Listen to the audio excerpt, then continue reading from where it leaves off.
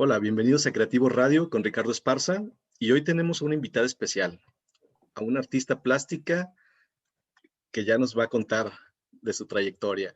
Ella es Sofía Echeverry y próximamente va a estar aquí en Guadalajara, Jalisco, México, con una exposición en el Museo de las Artes, en el MUSA de la UDG. Y bueno, quiero presentárselas.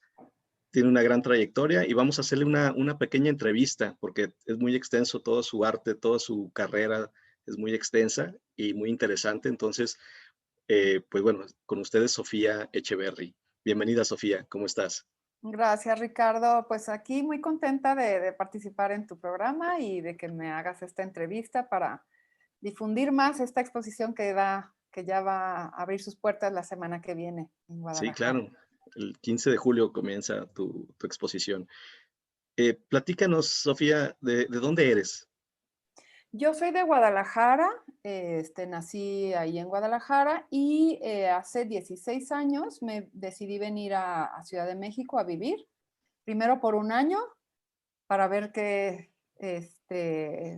pues, en ese momento me dieron una beca de jóvenes creadores, entonces decidí que podría ser una oportunidad de que al mismo tiempo que tenía la beca, vivir durante ese periodo en Ciudad de México. Y resulta que al año pues me gustó mucho vivir acá y me fui quedando otro año y otro año hasta que se han juntado hasta ahorita 16 años. Muy bien. ¿Y cómo es que realmente, bueno, cómo surge el interés por las artes plásticas? ¿Cómo es que nace ese gusto por crear? Bueno, yo creo que es un gusto natural, casi desde niños, pues a todos los niños, a todos, a todes y a todas, nos gusta mucho construir, construir cosas, construir juguetes, construir con lo que vamos a jugar, pero construirlo desde el inicio, ¿no? Dependiendo de nuestras propias necesidades. Entonces, yo recuerdo que más de niña me gustaba mucho, pues eso, hacer desde casitas para poder meternos nosotros a jugar, hasta coser cosas para los muñecos. Después nos cambiamos de casa y había una pedacera muy grande de madera y ahí yo me acuerdo que ya no era tan niña, ya tenía como 12 años y seguía construyendo con esas maderas un montón de cosas, ¿no? Entonces, primero creo que es la necesidad de construir cosas con las manos, una cosa muy manual. Y después ya fue desarrollándose de una manera como más, podría decirlo, como más intelectual, ¿no? Con intereses más, este, que tienen que ver con el conocimiento. Ok, muy bien. Y yo creo que eso también, digo, la siguiente pregunta que me surge es, eso también te lleva a la parte de la escultura, ¿no? Al desear en algún momento querer crear algo más en 3D, como unas obras que tienes por ahí. ¿Es correcto o dónde más surge? Sí, bueno, al yo tener que decidir qué voy a estudiar después de preparatoria, yo tenía muy claro que era algo que me permitiera crear con las manos, ¿no? Algo, este, como te decía, construido o pintado o sí, algo que es como un objeto que se cristaliza de algo que quieres expresar, ¿no? Y, y entonces empiezo con la pintura. Bueno, el tronco común en la UDG, donde yo estudié, era con escultura, pero la escultura se queda un poco atrás. Lo que me interesaba era más lo bidimensional, la pintura. Y con el tiempo surge como más la necesidad de llevar eso que pinto a la tercera dimensión. Y entonces es estas esculturas que estoy realizando ahora, que tienen que ver con lo que tú mencionas. Claro. ¿Y cuál fue la figura principal, por así decirlo, donde logras tú tener una máxima influencia? Que digas, sabes que este artista, esta persona fue como una gran influencia en mi carrera, en mi decisión, posiblemente. Una influencia. Bueno, yo creo que las influencias van cambiando conforme uno va creciendo, ¿no? Claro. En el momento de ser estudiante, bueno, había influencias, desde, pues en mi casa había, por ejemplo, muchos libros de pintura europea, de los museos, ¿no? De los museos europeos y era como algo muy, muy clásico. Entonces, era lo que yo tenía acceso en la adolescencia, incluido un libro por ahí de Remedios Varo, ¿no? Y ciertas cositas que mi mamá conservaba y tenía por ahí, pero era todo muy, pues, como te comento, muy, muy clásico. Y conforme voy,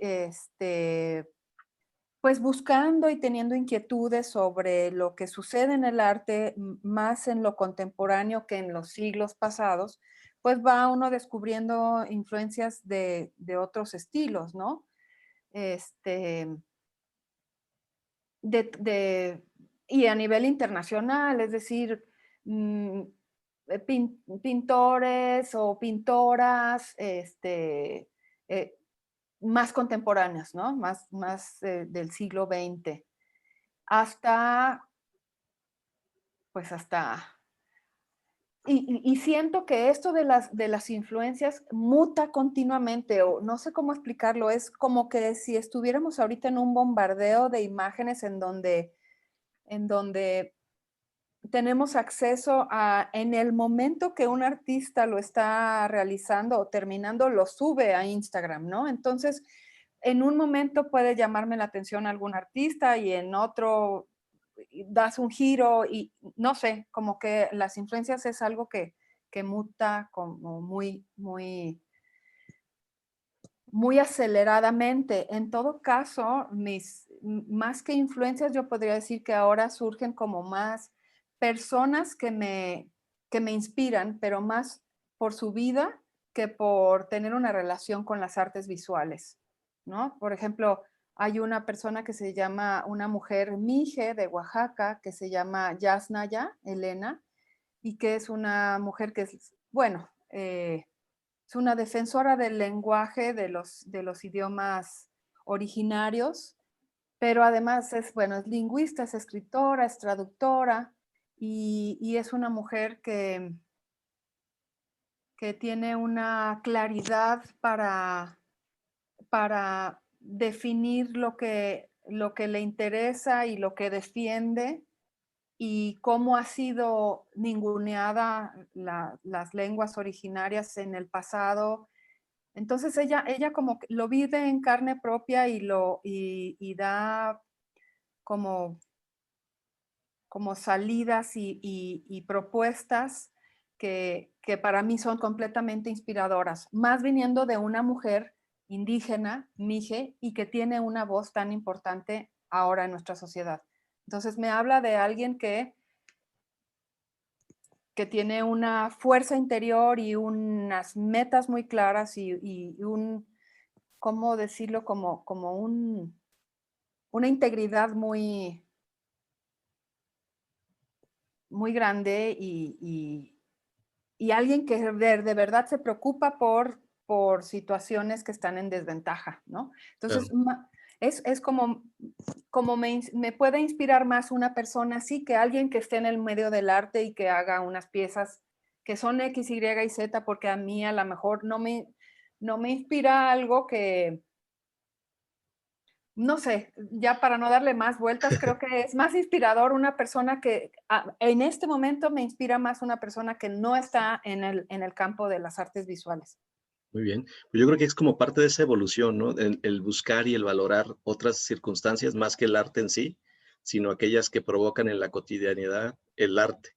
Aquello que buscas y dices, oye, este valor, que esta fuerza que está impulsando esta mujer por sus ideas, por su característica, toda su preparación, al final surge como un valor que yo veo y algo que me atrae y que a lo mejor me inspira a crear algo conceptualmente, ¿no? Ya en esa cosmogonía que tiene el arte en sí, lo puedes plasmar de diferentes formas y creo que queda muy claro. Digo, para mí me queda muy claro el dónde en esa parte cotidiana del ser humano, donde hace match con tus valores o con tu interés, ahí puede surgir cualquier idea, ¿no? Cualquier idea creativa y la puedes transformar o evolucionar en lo que tú hayas conceptualizado en un momento.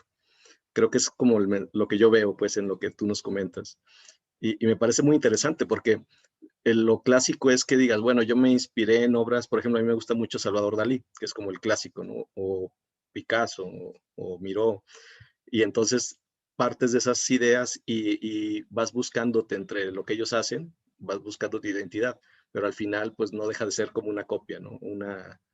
Una parte de ellos que estás plasmando en tu estilo, por así llamarlo. Pero bueno, está bastante interesante el cómo lo conceptualizas en la parte de la influencia, ¿no? Está bastante bien. Y bueno, dentro de todos esos retos creativos y de irte formando, ¿cuál ha sido tu mayor reto en tu carrera artística de las artes plásticas? Bueno, yo creo que como mujer y como artista y que no pertenece a ningún círculo de, de artistas, ¿no? Porque vemos, bueno, en Guadalajara, más o menos en mi generación, hay un círculo muy fuerte de artistas varones que han sido, bueno, muy sólida su relación entre ellos y que también esto ha impulsado a que sus carreras también puedan ser pues sólidas de manera muy temprana, ¿no? Y también apoyadas por gente que ha tenido un ojo muy bueno para poderlos impulsar en sus inicios. Al contrario de mí, yo no tuve un acompañamiento ni grupal ni de tutores o tutoras en mi inicio, ¿no? Eso ha sido un camino solitario. Obviamente, bueno, agradezco a mis maestros, ¿no? Sobre todo en Guadalajara, estuve en la Escuela de Artes Plásticas, pero estuve un par de años nada más. Después estuve con los maestros Davis Birks, José Force y Carlos Vargas. Cada uno me enseñó un camino distinto y una manera sobre todo técnicamente, ¿no? Y yo estoy muy agradecida con ellos, pero no era una relación, no fue nunca una relación como de seguirlo y de que hiciéramos fue siempre una relación de alumno y maestro, ¿no? No como un grupo de artistas que surgiera y entonces se desarrollara para seguir buscando espacios y sí, espacios para exponer, en fin. Después surge lo de la beca de jóvenes creadores y vengo a Ciudad de México y también ha sido una especie de carrera solitaria. Digo, llevo 16 años acá.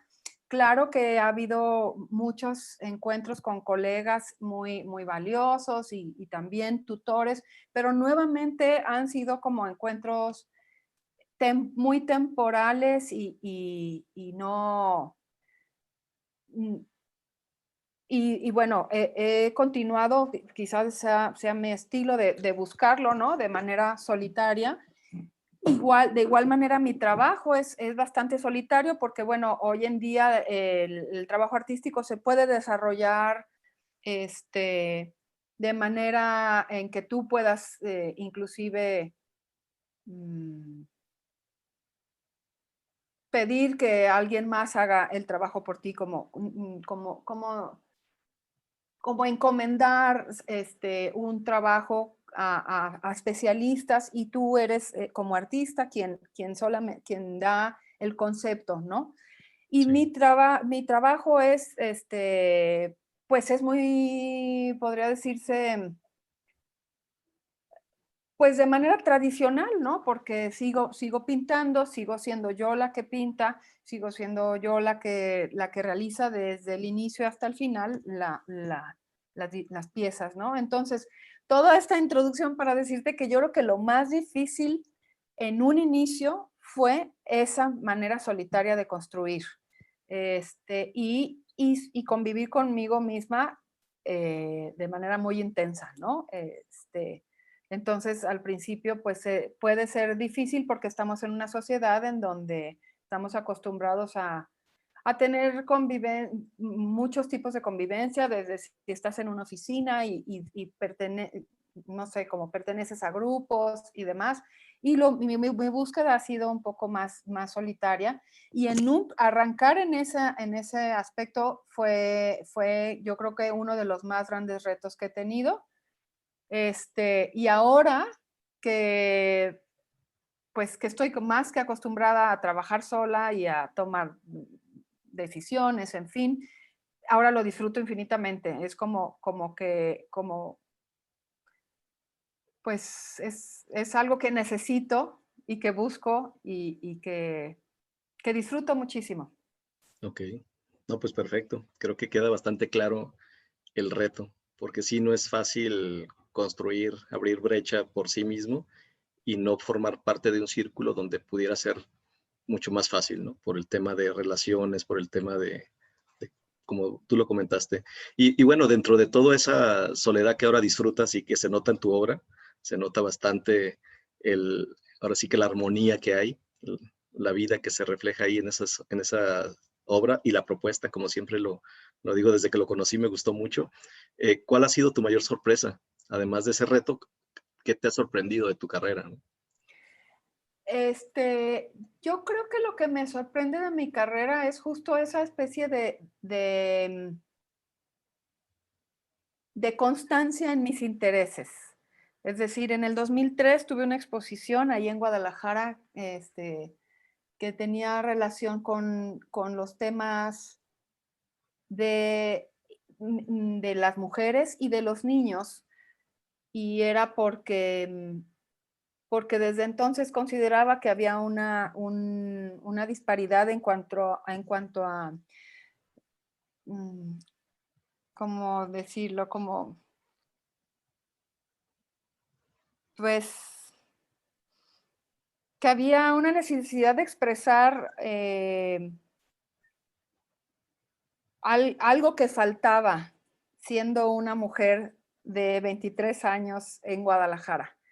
Y entonces con mi trabajo lo que he estado es buscando justo qué es eso que falta,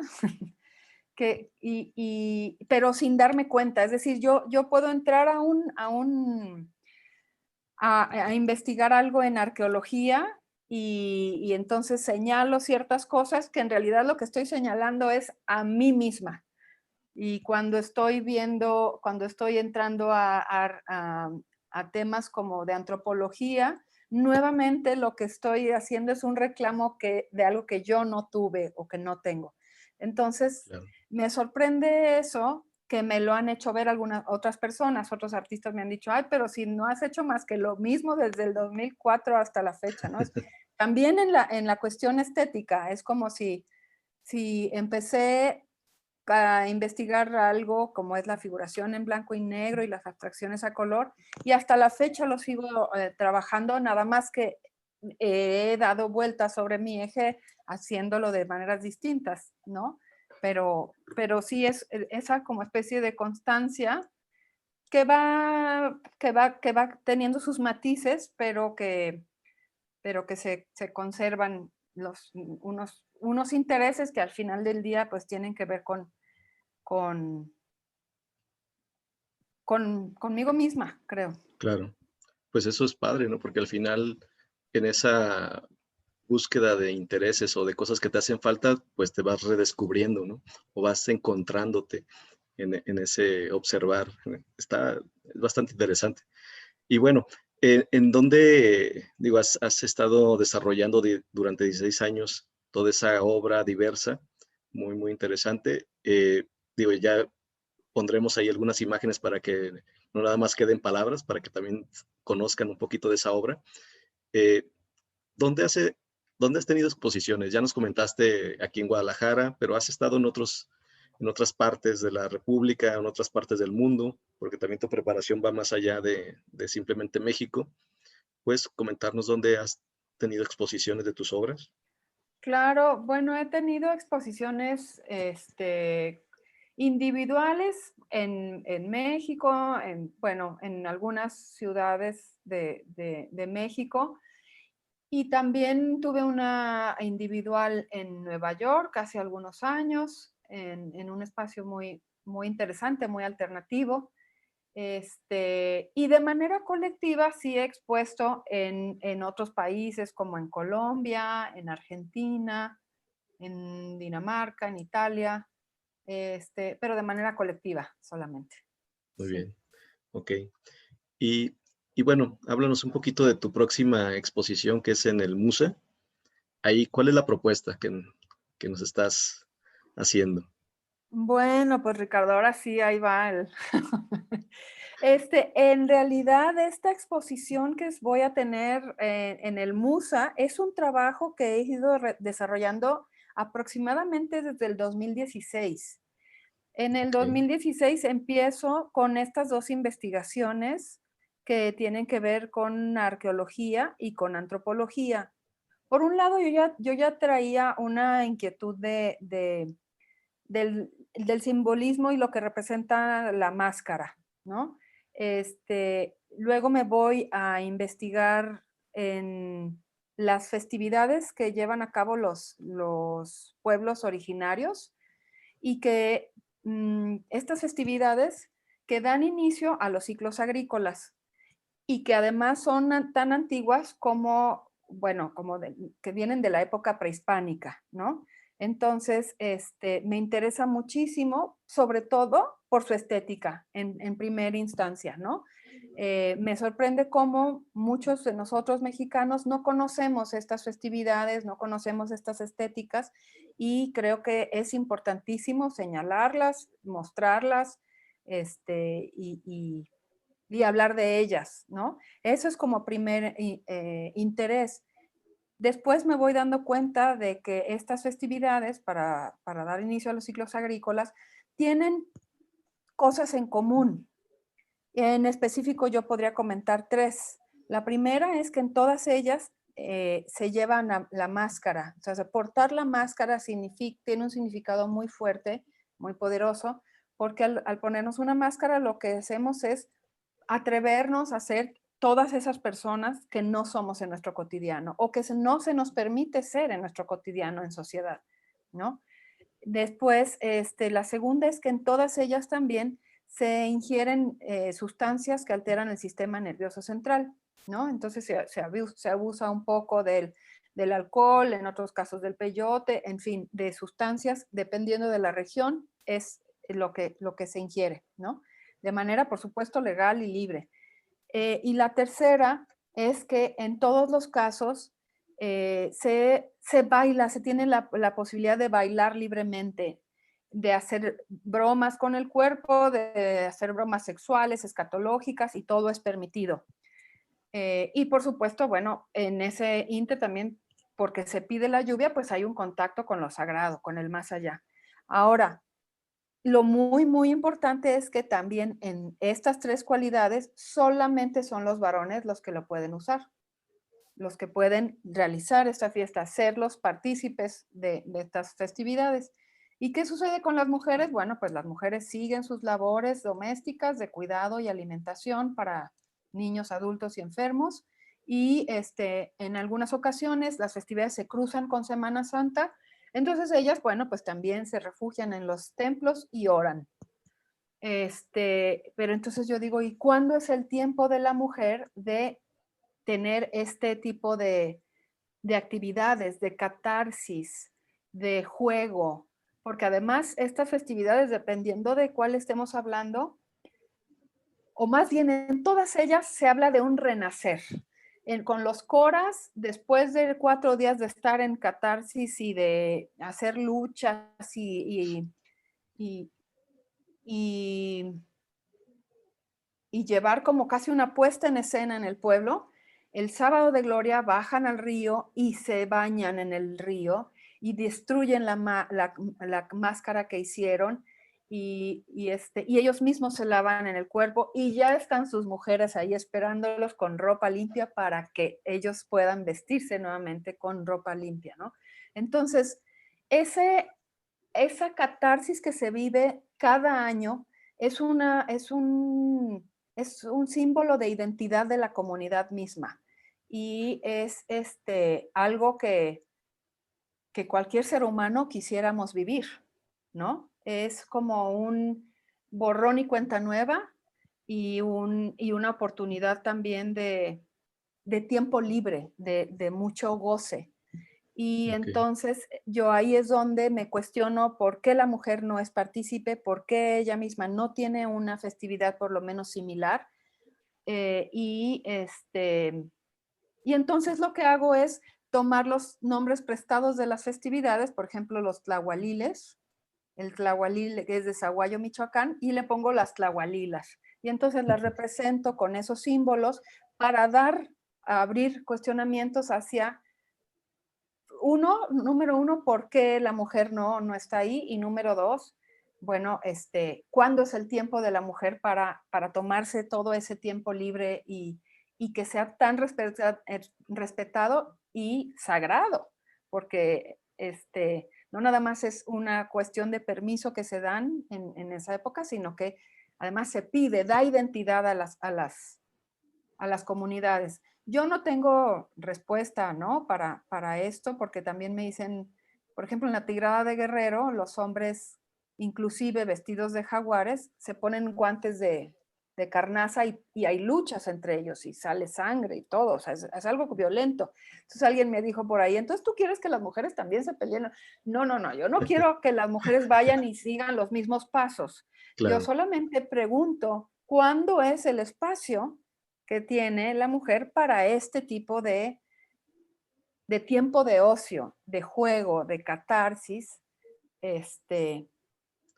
y que pueda dejar por completo sus responsabilidades que ya sabemos que son continuas, que no tienen, que Sí, claro. no paran, ¿no? Sí. Entonces, bueno, eso es realmente uno de los cuestionamientos de la primer serie que se llama Pedir la lluvia. Después viene otra serie que se llama Arqueología Secreta, que es la que una serie que estuve también trabajando en el museo y tiene que ver con la manera en que se catalogaron las figuras prehispánicas en diferentes colecciones de los museos, tanto de México como de fuera de México, en donde me doy cuenta que las figuras masculinas tienen títulos como cacique, jugador de pelota, eh, gobernante, chamán, en fin.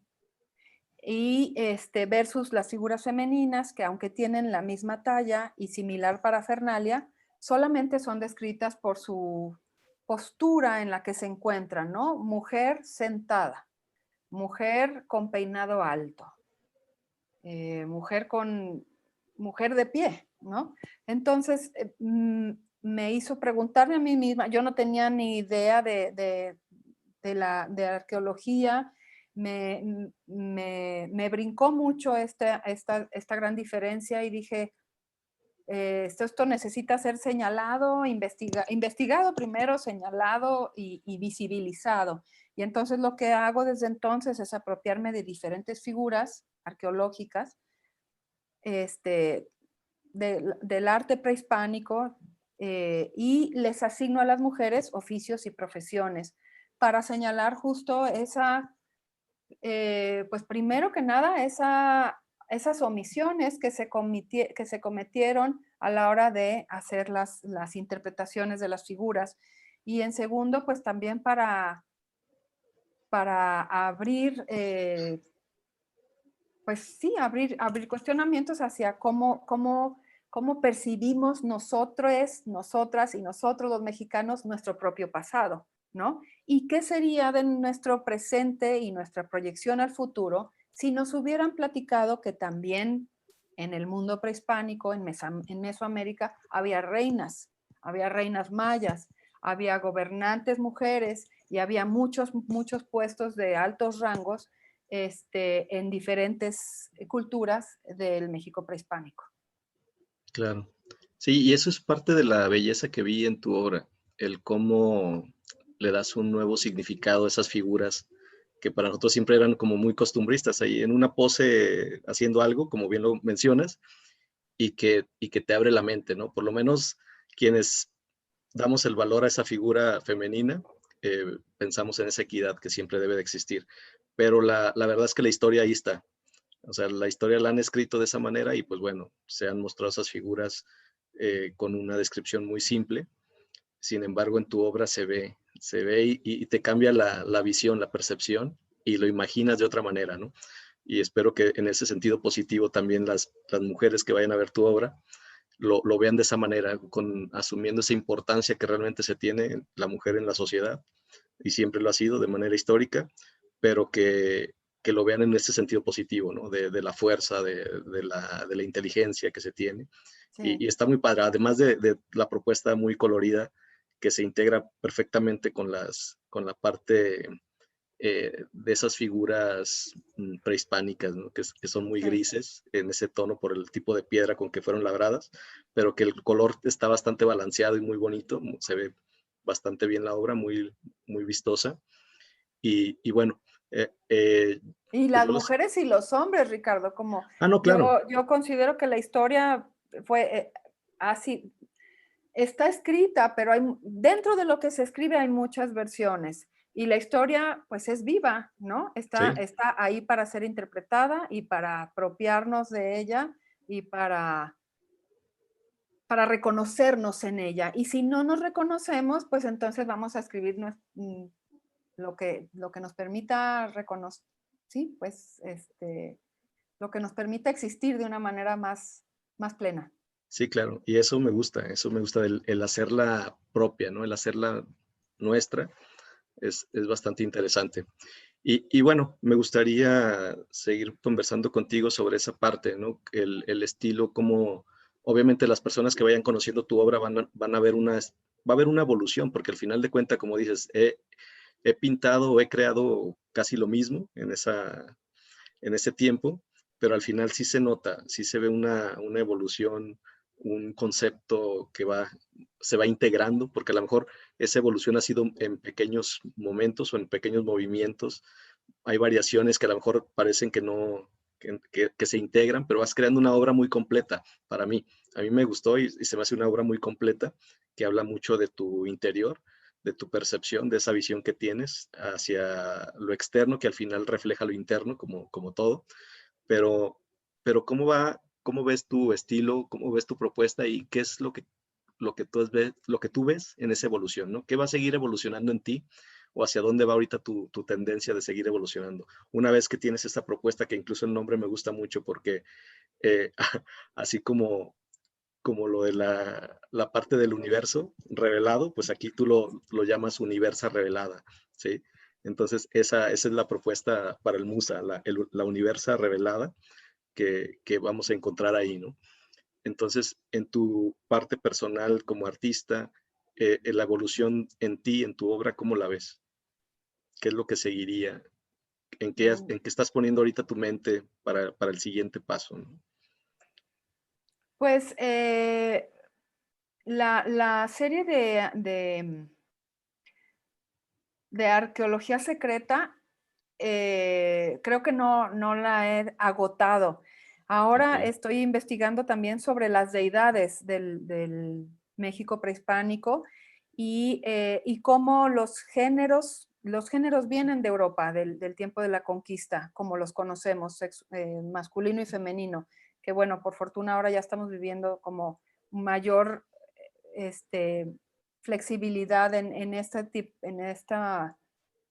cuestión de género tan rígida que habíamos vivido, ¿no? sí, Entonces, eso sucedía en el México prehispánico. Resulta que las deidades masculina y femenina tenían, por supuesto, la misma importancia y no era que el varón fuera el esposo de el dios del maíz, fuera el esposo de la diosa maíz. No, no.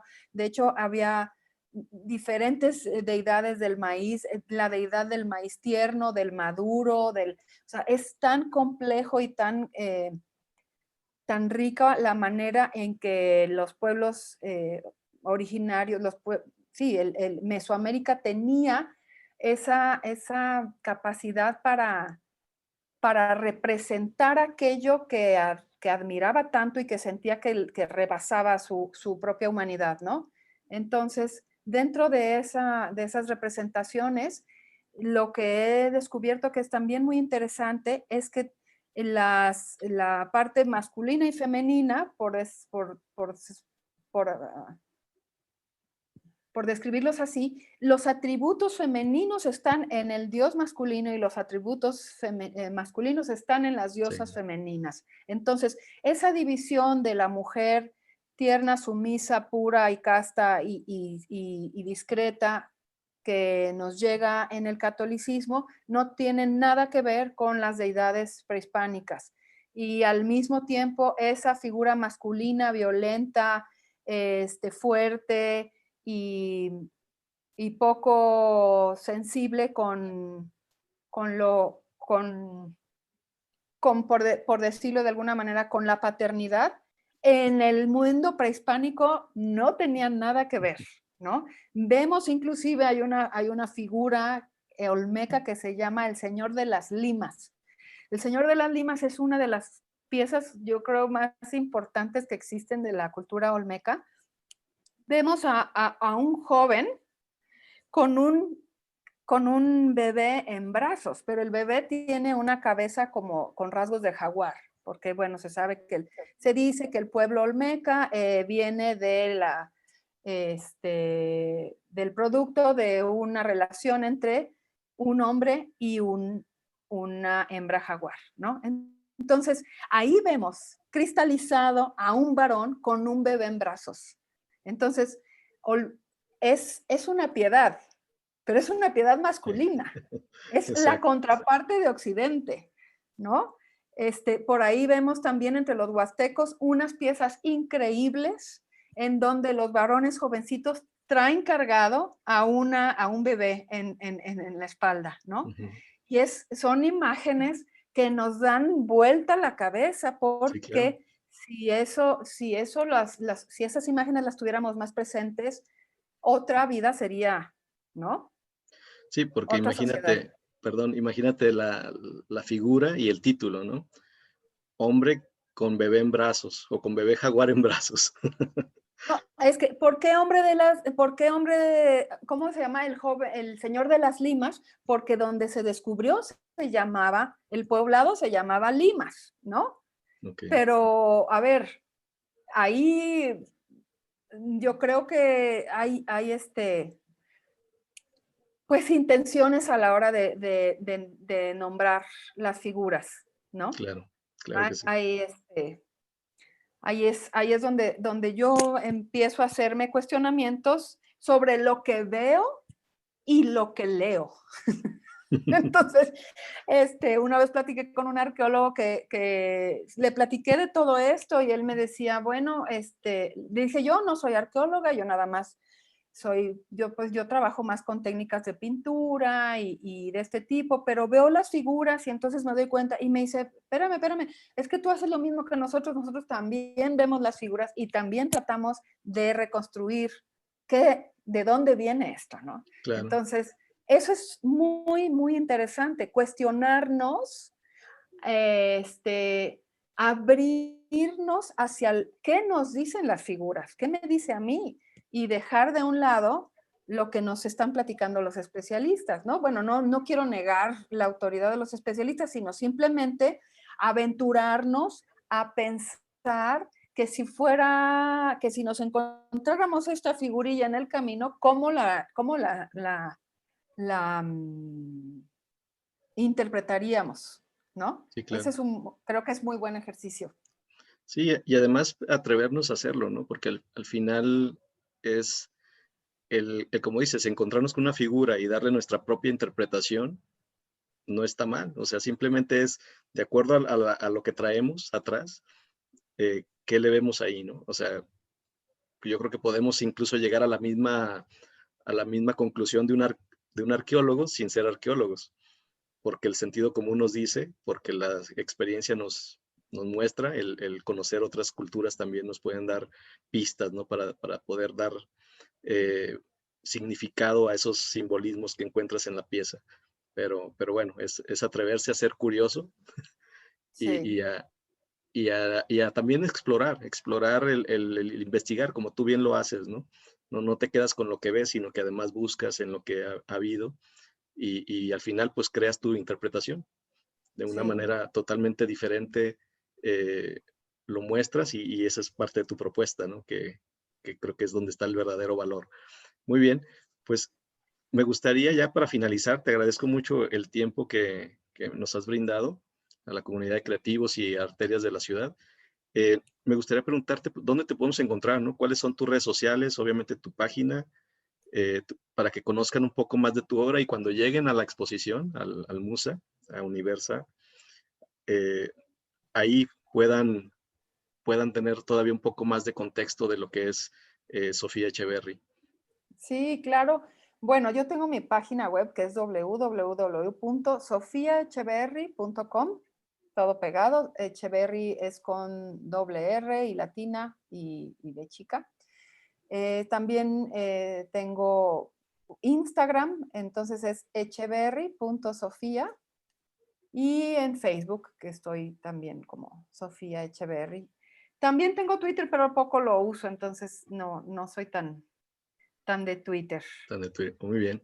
Sí. Bueno, pues muy bien. Pues muchas gracias, Sofía. Y bueno, los esperamos este 15 de julio. La exposición va a estar del 15 de julio permítanme, les voy a mostrar aquí. De todos modos se los voy a dejar no sé si ya lo ven, Universa Revelada con Sofía Echeverry, del 15 de julio al 29 de agosto en el MUSA, Museo de las Artes de Guadalajara, de la UDG. Ahí va a estar su exposición. Esperemos que nos puedan acompañar, que puedan acompañar a Sofía, a su obra. Y bueno. Agradecerte a ti, Ricardo, muchas gracias por el espacio, por la entrevista, el tiempo, y a tu público, que yo encantada de que vengan al MUSA a visitar Universa Revelada. Muy bien. Pues esto fue Creativo Radio con Ricardo Esparza. Hasta la próxima.